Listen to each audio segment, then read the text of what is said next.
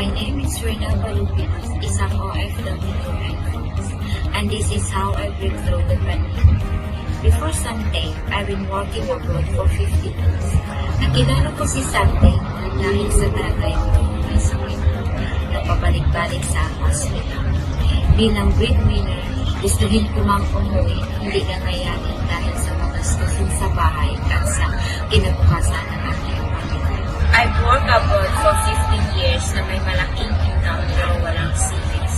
Yung tipong may gusto kang bilhin para sa pamilya mo pero hindi mo mabili. Nung walang pag-pandemic, masyado ako naging busy dahil sa aking work.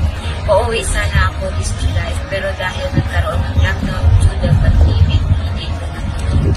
Naging blessings in disguise ang nangyaring pandemic dahil dito nagkaroon ako ng oras na mas aralin pa ang sarili business. Through technology and so, our mentors and coaches in Elite Driven Team provide trainings that help me widen my understanding and knowledge sa ating business.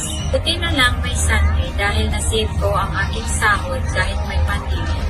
Imagine may savings ako in Europe ngayong pandemic dahil meron akong side business in Sunday. Ang bahay namin pinapatayo ang tagal na hindi ko mapatapos-tapos dahil kulang sa budget.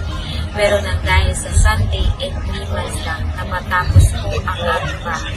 And good news din dahil during this pandemic, isa ako sa promoted as an executive director ng company. Despite of my busy schedule, I am able to prioritize, juggle, and do my Sunday business every time I have chance to do so.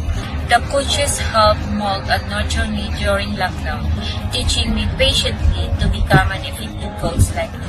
And I know as I continue my Sunday journey, isa na ako sa makakatulong sa mga kapwa ko OFW na makauwi sa Pinas na may stable source of income through Sunday. Crisis or no crisis with Sunday, I can help people better lives and I can continue to live more, do more.